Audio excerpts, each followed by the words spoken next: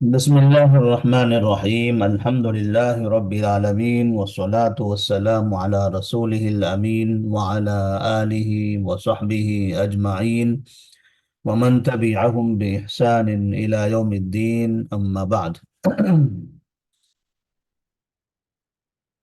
حج کے مسائل میں ایام تشریق کے اعمال، ہم نے اس سے پہلے عمرے کا طریقہ اور حج کا مختصر طریقہ پڑھا تھا۔ تو اس میں جب حج کی شروعات ہوئی تو ہم نے یہ پڑھا کہ سب سے پہلے حج کا احرام باندھ کر اس کی نیت کر کے مینا آئیں گے۔ مینا میں ظہر کی نماز، عصر کی نماز دو دو رکعت سے پڑھیں گے، مغرب کی نماز 3 رکعت پڑھیں گے، عشاء کی نماز 2 رکعت پڑھیں گے، اور صبح فجر کی نماز 2 رکعت پڑھیں گے۔ اس کے بعد سورج طلوع ہوگا تو مینا کے میدان سے عرفات کے میدان کی طرف آئیں گے۔ عرفات کے میدان میں ظہر کی نماز 2 رکعت اور عصر کی نماز 2 رکعت، یہ دو دو رکعتیں ظہر کے وقت میں پڑھیں گے۔ جیسے ظہر کا وقت ہو جاتا ہے تو اس وقت اقامت کہہ کے 2 رکعت ظہر کی، اور پھر سلام پھیرنے کے بعد 2 رکعت عصر کی، ایک ہی وقت میں دونوں نمازیں پڑھ لی جائے گی۔ اس کو کہتے ہیں قصر اور جمع بین الصلاتین۔ دو مسئلے یہاں پر ہو گئے، ایک ہوا قصر اور دوسرا ہوا جمع بین الصلاتین۔ تو عرفات کے میدان میں وہاں کے جو امام ہوتے ہیں، جو حج کے امام ہوتے ہیں، وہ خطبہ دیتے ہیں، اور خطبہ دینے کے بعد پھر یہ دو نمازیں ہوتی ہیں۔ ان دو نمازوں کے بعد اب اس کے بعد کافی وقت رہتا ہے مغرب تک۔ مغرب تک کوئی نماز نہیں ہے۔ عصر کی نماز بھی ہم نے ظہر کے وقت میں پڑھ لی ہے۔ اگر سمجھیے کہ 1:30 بجے ہماری یہ نمازیں ختم ہو گئی تو 1:30 بجے سے لے کر پھر 6 بجے تک قریب قریب میں جب تک کہ مغرب کا وقت باقی رہتا ہے تب تک ہمارے پاس خالی وقت ہے۔ ان اوقات میں صرف ہمیں وہاں پر دعائیں کرتے رہنا ہے۔ یہ عرفات کے میدان میں ہے، یہاں تک کہ جب سورج غروب ہو جائے تو سورج کے غروب ہو جانے کے بعد عرفات کے میدان سے نکلنا ہے، مزدلفہ کے میدان میں جانا ہے، اور مزدلفہ کے میدان میں جانے کے بعد وہاں مغرب کی 3 رکعت اور عشاء کی 2 رکعت نماز پڑھیں گے۔ یہ دونوں نمازیں بھی ایک ہی وقت میں پڑھیں گے، کیونکہ جاتے جاتے تقریباً عشاء کا وقت ہو جاتا ہے۔ تو وہاں جانے کے بعد پہلے مغرب کی تین رکعت نماز پڑھی جائے گی، اس کے بعد عشاء کی 2 رکعتیں نماز پڑھی جائے گی، پھر وطر پڑھیں گے اور سو جائیں گے۔ رات میں آرام کرنا ہے، رات میں عبادتیں نہیں کرنی ہیں، رات میں نمازوں میں نہیں رہنا ہے، صرف آرام کرنا ہے۔ تو یہ جو رات ہے یہ رات آرام کی رات ہے۔ اور صبح جب اٹھیں گے فجر کی نماز پڑھیں گے، فجر کی نماز کے بعد تقریباً صبح ہونے تک دعائیں کرتے رہیں گے، اور پھر اس کے بعد مینا کی طرف نکلیں گے۔ جب مینا کی طرف آئیں گے تو اب یہ جو صبح ہوئی ہے یہ ذی الحجہ کی 10ویں تاریخ ہے۔ ذی الحجہ کی 10ویں تاریخ، ذی الحجہ کی 10ویں تاریخ کو مینا میں آنے کے بعد پہلا کام ہوتا ہے جمرہ عقبہ کو کنکری مارنا۔ جمرہ عقبہ یعنی جب ہم مزدلفہ سے مینا کے میدان میں آتے ہیں تو وہاں 3 پتھر ہیں، 3 جمرات ہیں، پہلا جمرہ، دوسرا جمرہ، تیسرا جمرہ، تینوں بھی ایک لائن میں ہیں۔ تو جانے کا جو راستہ ہے پہلے جمرے کی طرف سے ہے، تو پہلے جمرے کے پاس سے گزر جائیں گے، اس کو کنکری نہیں ماریں گے۔ دوسرے جمرے کے پاس سے گزر جائیں گے، اس کو بھی کنکری نہیں ماریں گے۔ تیسرے جمرے کے پاس جائیں گے، اسے کنکری ماریں گے۔ اس جمرہ کو جمرہ عقبہ کہا جاتا ہے، جمرہ عقبہ کہا جاتا ہے۔ 7 کنکری مارنی ہے، ہر کنکر مارتے وقت میں اللہ اکبر، اللہ اکبر، اللہ اکبر، اس طرح سے یہ دعا پڑھتے رہنا ہے۔ اس کے بعد پھر ہمیں وہاں پر قربانی کرنی ہے۔ قربانی کے بارے میں ہم نے بتایا، کیونکہ قربانی کے لیے ہم نے کمپنی کو، جو شریک راجحی ہے اسے، یا پھر جو ٹور ہے ان کو ہم نے اس کی ذمہ داری دے دی ہے، تو وہ اپنی سہولت کے حساب سے جب موقع ہوگا وہ قربانی کریں گے، یا تو 10ویں تاریخ کو ہی کریں گے، یا 11ویں کو، یا 12ویں کو، یا 13ویں کو، اس لیے کہ اتنے دنوں تک انہیں کرنا ضروری ہوتا ہے، کیونکہ ایک ہی دن میں تمام حاجیوں کے جانوروں کی قربانی نہیں ہو پاتی ہے۔ تو اب وہ تو ان کے ہاتھوں میں چلا گیا، ہمارے پاس اس کا کوئی ذکر نہیں ہے، نہ اس کا ٹائم ہے ہمارے پاس، نہ اس کا کوئی اختیار ہے۔ تو اب ہمیں کیا کرنا ہے؟ اب ہمیں تیسرا کام کرنا ہے، وہ کام ہے بال کٹانے کا۔ ہمارا کام ہے اب بال کٹانا، بال کٹائیں گے، اس کے بعد احرام کے کپڑے اگر اتارنا چاہیں تو اتار دیں گے، دیگر کپڑے پہننا چاہیں تو پہن لیں گے، کیونکہ جب ہمارے پاس یہ کام ہو گئے، بال ہم نے کٹا لیا، تو بال کے کٹانے کے بعد ہم احرام سے باہر ہو گئے، اب ہمارے لیے احرام کی پابندی ضروری نہیں ہے۔ مکہ مکرمہ جائیں گے، اور مکہ مکرمہ جانے کے بعد وہاں کا طواف کریں گے، اس طواف کو طواف افاضہ کہتے ہیں، طواف زیارت بھی کہتے ہیں۔ اس طواف کے بعد پھر واپس ہم مینا میں آئیں گے، اور مینا میں آنے کے بعد آ کر یہاں رات گزاریں گے۔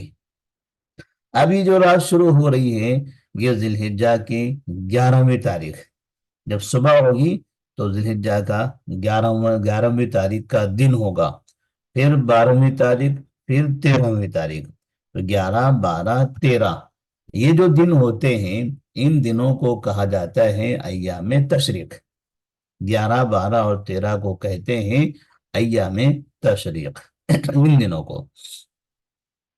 اب ان دنوں میں، ایام تشریق میں ہمیں مینا میں رہنا ہے، تو مینا میں رہتے ہوئے ہمیں کون کون سے کام کرنے ہیں؟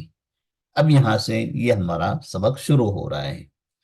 تو کہتے ہیں ایام میں تشریق اس لیے کہتے ہیں کہ ان دنوں میں قربانی کے گوشت کو دھوپ میں سکھایا جاتا ہے تاکہ خراب نہ ہو سکے، دھوپ میں سکھایا جاتا ہے، کیونکہ قربانی کے دن جو گوشت ہم نے کاٹا تھا، تو پہلے تو فریج وغیرہ نہیں ہوا کرتا تھا، تو اب اگر وہ گوشت 2 دن، 3 دن، 10 دن وہ کھانا چاہتے ہیں، تو پھر اس گوشت کو محفوظ کیسے کیا جائے؟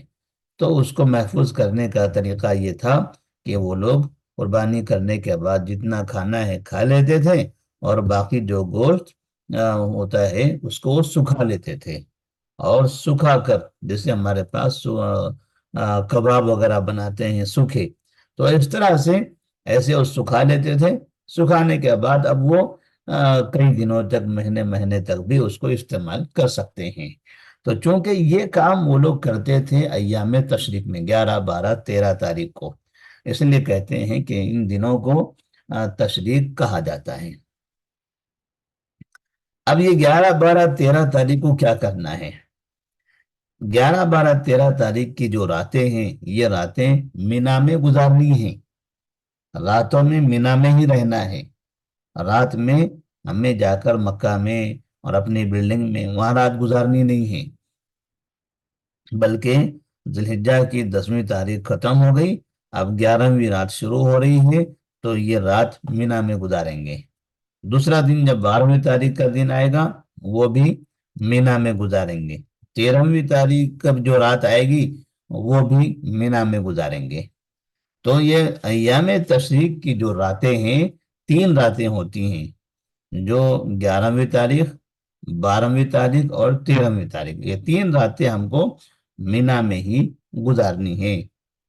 تو 13 ذی الحجہ کی شام تک، یعنی سورج غروب ہونے تک مینا میں رات گزارنا، اور ان دنوں میں کثرت سے تکبیر و تسبیح اور ذکر الہی کرتے رہنا چاہیے،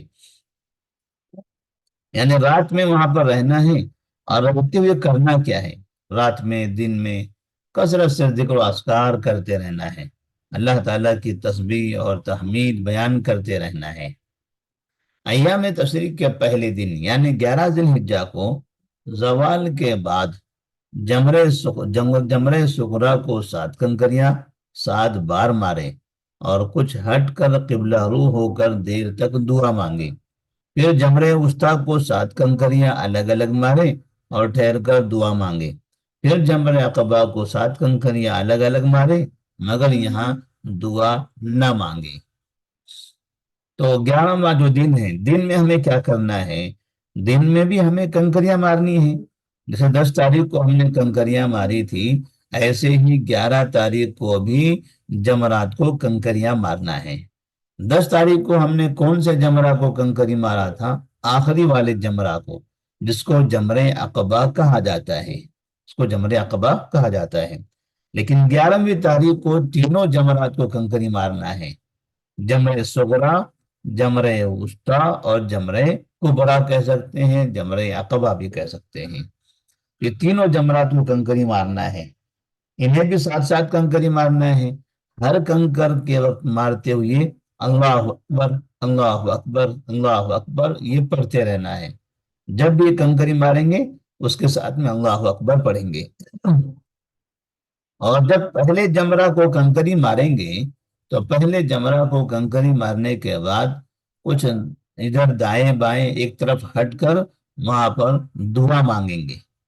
जो भी दुआ हमको करनी है वो दुआ वहां पर मांगेंगे। फिर आगे बढ़ेंगे, दूसरे जमरा को कंकरी मारेंगे और वहां भी कंकरी मारने के बाद एक साइड में खड़े होकर दुआएं मांगेंगे। जो दुआ हम चाहते हैं वो दुआ मांगेंगे। ये खास दुआ नहीं है। आप उर्दू में, अरबी में, अंग्रेजी में, तेलुगु में, जो जुबान आती है, मराठी में, जिस जुबान में मांगना चाहते हैं वो जुबान में मांगेंगे। फिर उसके बाद आगे बढ़ेंगे। अब जो जमरे अकबा है, तीसरा जमरा, जाके उसको कंकरी मारेंगे। तीसरे जमरे को कंकरी मारेंगे और उस जमरा को कंकरी मारने के बाद फिर वहां वहां पर ठहरना नहीं है, वहां दुआ मांगनी नहीं है। दुआ हमें सिर्फ 2 जमरात के पास मांगनी है। और पहले दिन जिलहिज्जा की 10वीं तारीख को जमर अकबा को एक ही जमरा को कंकरी मारी थी, तो उसमें भी वहां पर दुआ नहीं मांगनी है। तो जमर अकबा जो है, न 10 तारीख को वहां दुआ मांगनी है, न 11 को, न 12 को, न 13 को। वहां किसी भी दिन दुआ नहीं करनी है। जब पहले और दूसरे जमरा को कंकरी मारेंगे तो वहां पर दुआ मांगेंगे। अब दूसरा दिन शुरू होता है, अय्याम तशरीक का दूसरा दिन, यानी 12 जिलहिज्जा। 12 जिलहिज्जा को भी सूरज ढल जाने के बाद मज़कूरा बाला तरतीब के साथ तमाम जमरात को साथ साथ कंकरियां मारेंगे। कंकरियां मारने का जो वक्त है, पहले दिन यानी जिलहिज्जा की 10वीं तारीख को जब हुज्जाज कराम मुजदलिफा के मैदान से मिना की तरफ आते हैं तो वो सुबह का वक्त होता है, बिल्कुल सुबह सुबह। तो कुछ लोग फजर के वक्त में पहुंच जाते हैं सुबह, कुछ लोग कुछ ताखीर से 7 बजे, 8 बजे, 9 बजे इस तरह से लोग पहुंचते हैं। तो जिस वक्त भी वो पहुंचेंगे उस वक्त वहां जाकर कंकरी मार सकते हैं। अलबत्ता दूसरा दिन जो आता है 11वीं तारीख का, तो उस दिन सुबह के वक्त में कंकरी नहीं मारना है। यहाँ कंकरी मारना है सूरज के जवाल के बाद। सूरज के जवाल के बाद यानी जब सूरज जायल हो जाता है और जोहर की नमाज का वक्त शुरू होता है, तो उस वक्त में कंकरियां मारनी है। तो सूरज के जवाल के बाद। ऐसे ही 12 तारीख को भी सूरज के ढल जाने के बाद यानी सूरज के जवाल के बाद कंकरी मारेंगे। यहाँ का तरीका तो ही रहेगा, पहले जमरा को कंकरी मारेंगे और एक किनारे हटकर दुआ करेंगे। दूसरे जमरा को कंकरी मारेंगे, एक किनारे हटकर दुआ करेंगे। तीसरे जमरा को कंकरी मारेंगे और वहां पर दुआ नहीं करेंगे। अब ये 12वीं तारीख है। 12वीं तारीख में अगर सूरज के गुरूब होने से पहले, 12वीं तारीख को सूरज के गुरूब होने से पहले अगर हम मिना से मक्का की तरफ चले गए, मिना के मैदान से निकल गए, तो ऐसी सूरत में उनके लिए मिना का मैदान छोड़ना जायज है। یا تو حاجی مینا کے میدان سے 12 تاریخ کو جائے یا 13 تاریخ کو جائے۔ اگر 12 کو جانا ہے تو سورج کے غروب ہونے سے پہلے چلے جانا پڑے گا۔ اگر سورج کے غروب ہونے سے پہلے میدان سے باہر نہیں نکلے تو پھر ان کو ایک رات اور گزارنی پڑے گی، اور پھر دوسرے دن صبح جب اٹھیں گے تو اس کے بعد پھر زوال کے بعد پھر ایک مرتبہ کنکری مارنی پڑے گی۔ تو اگر 12ویں تاریخ کو جانا ہے تو سورج کے غروب سے پہلے چلے جائیں۔ اگر نہیں جانا ہے یا سورج کے غروب ہونے سے پہلے باہر نہیں نکل سکے تو پھر انہیں ایک اور دن وہاں پر گزارنی ہے، یہ رات بھی وہاں پر گزارنی ہے جو ذی الحجہ کے 13ویں تاریخ کی رات ہے۔ اور پھر صبح اٹھنے کے بعد پھر ایک مرتبہ تینوں جمرات کو کنکری ماریں گے اور پھر چلے جائیں گے۔ تو اس طرح سے یہ جب وہاں سے مینا سے جب چلے جاتے ہیں تو یہ حج کے اعمال مکمل ہو جاتے ہیں۔ اب صرف ایک ہی کام باقی رہ جاتا ہے، ایک ہی کام باقی رہ جاتا ہے۔ ہم مینا سے مکہ چلے گئے، مکہ میں جہاں ہوٹل میں جو بلڈنگ میں ہم رہتے ہیں وہاں جائیں گے، وہاں سامان اٹھائیں گے اور ہم کو اپنے اپنے ملک جانا ہے۔ تو اپنے اپنے ملک جانے سے پہلے ایک مرتبہ ضرور بضرور کعبے کا طواف کریں گے، اس کو طواف وداع کہتے ہیں۔ اور یہ طواف کب کیا جاتا ہے؟ جس وقت ہم کو اپنے ملک کی طرف جانا ہوتا ہے۔ مثال کے طور پر جیسے مثال کسی نے ٹور والوں نے بتا دیا کہ آج ہم کو ظہر کی نماز کے بعد جدہ ایئرپورٹ جانا ہے، تو آپ تمام کے تمام لوگ ظہر کے بعد یہاں یہ بلڈنگ کے پاس آ جائیے، سب یہاں حاضر رہیے۔ اس کا مطلب یہ ہے کہ ظہر کے بعد ہمیں جانا ہے، تو اب ظہر مسجد میں جا کے پڑھنی ہے، اور ظہر سے پہلے ہم کو طواف وداع کر لینا ہے۔ طواف وداع بہت پہلے نہیں ہوگا، آخر وقت میں ہوگا۔ اگر کوئی یہ سمجھتا ہے کہ چلو کل ظہر کے بعد جانا ہے تو آج ہم فجر سے پہلے ہی طواف کر لیں یا رات میں ہی طواف کر لیں، طواف وداع کے نام سے نہیں کر سکتے۔ طواف وداع جو مکہ چھوڑنے سے پہلے کرنا ہے، بہت زیادہ پہلے نہیں کرنا ہے۔ تو ظہر کے بعد جا رہے ہیں تو صبح کے وقت میں وہ طواف وداع کر سکتے ہیں، اسی طرح سے 10 11 بجے بھی کر سکتے ہیں، 12 بجے بھی کر سکتے ہیں، اور طواف کر لیے، ظہر کی نماز پڑھے اور سیدھے اپنے بلڈنگ کی طرف چلے گئے، اور وہاں سے بس پکڑ کے جدہ ایئرپورٹ کی طرف چلے گئے تاکہ جہاز میں سوار ہو سکے۔ تو اپنے ملک جانے سے پہلے ایک طواف کرنا ہے، اس طواف کو طواف وداع کہتے ہیں۔ طواف وداع کے بارے میں لکھتے ہیں کہ جب تک مکہ میں ٹھہرے مکے میں نماز پڑھنے کی کوشش کرے، اور جب مکے سے سفر کا ارادہ ہو اور حید و نفاس سے پاک و صاف ہو تو بیت اللہ کا آخری طواف کرے۔ اس کا نام طواف وداع ہے۔ اس کے بعد روانہ ہو جائے۔ اگر عورت مکے کی باشندہ ہے یا وہاں مقیم ہے تو اس پر طواف وداع نہیں ہے، کیونکہ مکہ میں رہنے والا مکہ سے نہیں جا رہا ہے، مکہ ہی میں رہ رہا ہے، تو اس کے لیے طواف وداع نہیں ہے۔ طواف وداع وہ اس کے لیے ہے جو مکہ کے باہر رہتا ہے۔ مکہ سے باہر، اب چاہے اسی ملک میں مکہ سے باہر کسی شہر میں ہو، جیسے مدینے کا ہو، حائل کا ہو، دمام کا ہو، اسی طرح سے ریاض کا رہنے والا ہو، تو یہ لوگ بھی جب جائیں گے اپنے اپنے شہروں میں تو جانے سے پہلے طواف وداع کریں گے۔ یا پھر ہندوستان کا ہو اور دیگر کنٹریز کا ہو تو وہ لوگ بھی جانے سے پہلے وہاں سے طواف وداع کریں گے۔ لیکن جو مکہ سٹی کے اندر رہنے والا ہے، وہیں اس کا گھر ہے یا وہیں پر وہ مقیم ہے، تو ایسی صورت میں اس کے لیے طواف وداع نہیں ہے۔ اب طواف وداع کے وقت میں چونکہ طواف وداع واجب ہے، ضروری ہے، تو اگر کوئی عورت اس وقت میں حیض یا نفاس کی حالت میں ہے تب ایسی صورت میں اس طواف کا کیا ہوگا؟ چونکہ حیض اور نفاس یہ پاکی کی چیزیں ہیں، اور ناپاکی کی حالت میں کعبے کا طواف نہیں کیا جا سکتا۔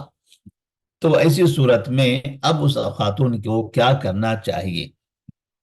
کہتے ہیں جب احرام کے وقت عورت کو حیض آ گیا تو ایسی صورت میں وہ احرام کے لیے غسل کرے گی اور احرام پہن لگی، پھر حج کے سارے ارکان ادا کرے گی، صرف خانہ کعبے کا طواف نہیں کرے گی۔ اگر احرام پہننے کے بعد حیض کا خون آیا ہے تو اس پر اب کوئی غسل وغیرہ نہیں، بلکہ وہ پٹی باندھ لے گی تاکہ خون نہ بہہ سکے۔ اس کے بعد طواف کے علاوہ دوسرے ارکان ادا کرے گی۔ جب پاک ہو جائے تو غسل کے بعد طواف بھی کرے گی۔ اگر اسے حیض آیا کہ اعمال حج میں سے صرف طواف وداع ہی باقی رہ گیا تھا تو وہ واپسی کا سفر کر سکتی ہے، اور طواف وداع نہ کرنے کی وجہ سے اس پر کوئی کفارہ وغیرہ نہیں ہے اور اس کا حج صحیح ہوگا۔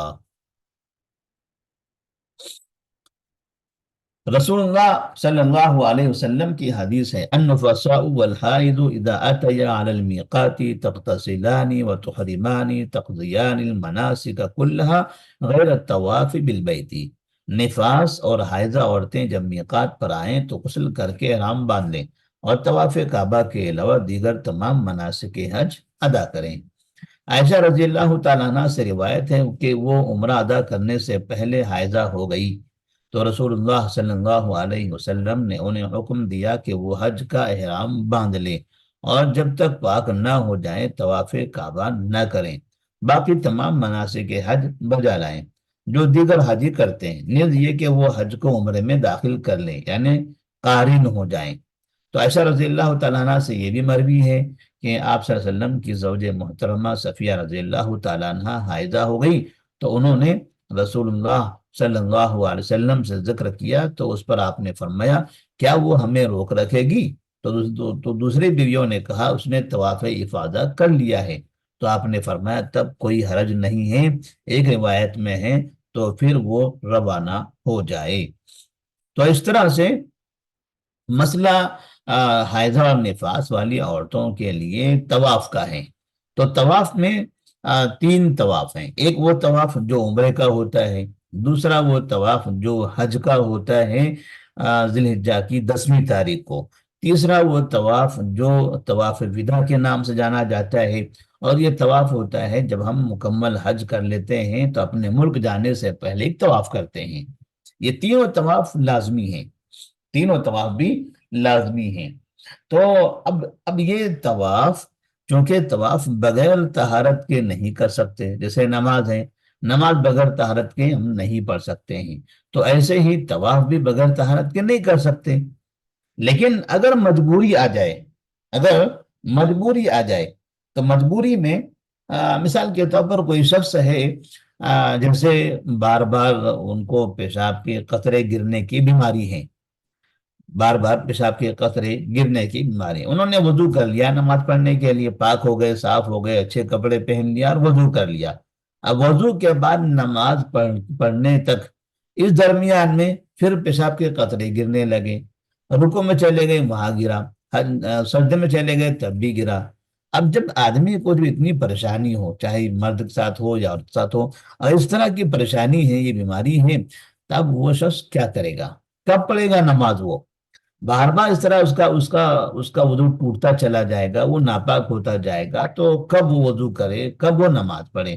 نمازوں کے اوقات چلے جائیں گے اور وہ اپنے اوپر کنٹرول نہیں کر سکے گا۔ تو ایسی صورت میں کیا کرنا چاہیے؟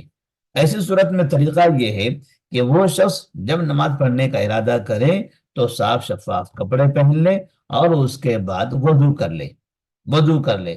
اب وضو کر کے وہ نماز پڑھ لے۔ اگر وضو کے بعد نماز سے پہلے پیشاب کے قطرے گرتے ہیں یا پھر نماز کے دوران رکوع و سجدے کی حالت میں گرتے ہیں تو بھی کوئی حرج نہیں ہے، اس کی نماز ہو جائے گی، کیونکہ وہ انسان بیمار ہے، وہ انسان بیمار ہے۔ لا یکلف اللہ نفسا الا وسعها، تو اللہ تبارک و تعالیٰ کسی انسان پر اتنا ہی بوجھ ڈالتا ہے جس کو وہ برداشت کر سکے، جس کا وہ مکلف ہے۔ تو اسی طرح سے طواف کا مسئلہ بھی ہوگا کہ اگر کوئی شخص ایسی بیماری میں مبتلا ہے کہ اب اس بیماری سے وہ چھٹکارا نہیں پا سکتا ہے اور اسے طواف بھی کرنا ہے، طواف اگر نہیں کیا تو اس کا حج نہیں ہونے والا ہے، تب اسے کیا کرنا چاہیے؟ تب اس کا طریقہ یہ ہے کہ وہ یعنی خاص طور پر خواتین سے متعلق کہ وہ خاتون حیض و نفاس کی حالت میں اس کی جگہ پر کپڑا باندھ لے اچھی طرح سے تاکہ خون نیچے نہ گر سکے، اور پھر اس کے بعد وضو کر لے، وضو کر کے مسجد کی طرف یعنی کعبے طواف کی طرف آ جائے اور وہاں آ کے طواف کرے چلے جائے۔ یہ مجبوری کی حالت میں ہے۔ لیکن اگر خاتون کو یہ پتا ہے کہ ہمیں مکہ میں اور بھی دن رکنا ہے، ہمیں اور بھی دن رکنا ہے، طواف وداع ابھی ہم نہیں کر سکیں گے، کچھ اور دن رکنا ہے، تو انتظار کریں، جب جب بعد میں دن گزرنے کے بعد وہ پاک ہو جائے تب بھی وہ طواف کر سکتے ہیں۔ ایسے ہی جو طواف افاضہ 10 تاریخ کا جو طواف ہوتا ہے وہ نہیں کر سکے، تو اگر 10 تاریخ کے بعد 11 تاریخ ہے، 12 تاریخ ہے، 13 تاریخ ہے، اگر اس درمیان میں وہ پاک ہو گئی تو اس درمیان میں جا کے وہ طواف افاضہ کر لے۔ تو طواف کو مؤخر بھی کیا جا سکتا ہے، ایسے اس کو تاخیر سے بھی ادا کر سکتے ہیں، پاک ہونے کا انتظار کریں اور تاخیر سے وہ طواف کر لیں۔ لیکن ہم کو انتظار کرنا مشکل ہے کہ اس طرح سے کہ ہماری جہاز ابھی ہے، یعنی آج ہی ہے یا کل ہے، اور ہم کو اسی جہاز سے جانا ہے، ہم اگر نہیں گئے، ہم یہاں رک گئے، تو ایسی صورت میں ہمارا بڑا خسارہ ہوگا۔ تب یہ، اور پھر یہ دور بھی رہتے ہیں، جانا آنا بھی مشکل ہے، تب کیا کریں گے؟ تب یہ طواف کیا بغیر طواف کرے چلے جائیں گے اپنے ملک کو؟ نہیں جائیں گے۔ تو ان کا طریقہ وہی ہے کہ شرمگاہ کے پاس وہ کپڑا باندھ لے اور پھر اس کے بعد وضو کر کے وہ کعبے کا طواف کر لے، تو اللہ تبارک و تعالی اس سے اس چیز کو معاف فرما دے گا، اور اس کا یہ طواف مکمل صحیح ہو جائے گا، اور پھر وہ اپنے ملک کو جا سکتی ہے۔ تو یہ عورتوں کا مسئلہ ہے۔ ایسی مردوں کے لیے بھی، کہ مردوں میں بھی اس طرح کی کوئی پریشانی ہے، جیسے میں نے پیشاب کے قطرے گرنے کا تذکرہ کیا، کسی کو اس طرح کی بیماری ہے تو وہ طواف کیسے کرے گا؟ کیونکہ وہ بھی پیشاب کے قطرے گرنے سے ناپاک ہو رہا ہے، اور اس سے اس کا وضو ٹوٹ جاتا ہے، کیونکہ شرمگاہ سے کوئی چیز نکل جائے تو اس سے وضو ٹوٹتا ہے۔ تو وضو کرنے کے بعد پھر قطرہ گرا، وضو ٹوٹ گیا، اور نماز پڑھنے کے لیے جا رہے ہیں، اس میں وضو ٹوٹ گیا، تو کیا وہ نماز اس کی نہیں ہوگی؟ تو اگر اس طرح سے اس کی بیماری ہے تو اسے بھی چاہیے کہ وہ اچھے اچھے کپڑے پہنے، اور اس طرح کے کپڑے پہنے کے پیشاب کے قطرے باہر نہ گر سکے، اور پھر وہ طواف کر لے، طواف کر کے اپنے اپنے ملک کو چلا جائے۔ تو یہ ہمارے پاس جو حج کے مسائل تھے، یہ سارے کے سارے مسائل ہمارے ختم ہو گئے۔ اب یہاں سے اگر کسی کے پاس کوئی سوال ہے تو سوال کرنا چاہیں تو سوال کر سکتے ہیں، ہمارے پاس تقریباً اور آدھا گھنٹہ موجود ہے۔ تو حج کے جتنے مسائل ہیں ہم نے تفصیل سے پڑھا ہے، تقریباً 1 ہفتہ ہوا ہم کو یہ پڑھتے ہوئے، 4 5 دن سے ہم یہ پڑھ رہے ہیں۔ تو اگر کوئی بھی کسی سے اس سے متعلق سوال ہے تو سوال کریں۔ السلام علیکم ورحمۃ اللہ وبرکاتہ۔